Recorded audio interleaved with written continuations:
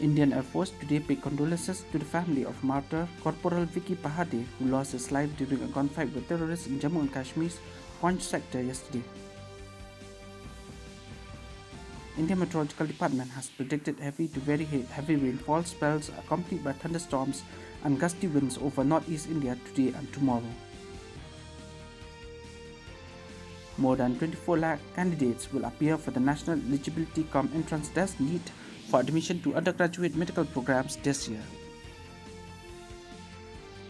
Senior BJP leader and Prime Minister Narendra Modi will address the political rallies in Etawah and Ladharahara constituencies and will also hold a roadshow in the Ayodhya district this evening. Campaigning for the third phase of Lok Sabha elections will end today. Political leaders are holding back-to-back rallies in favor of their party candidates.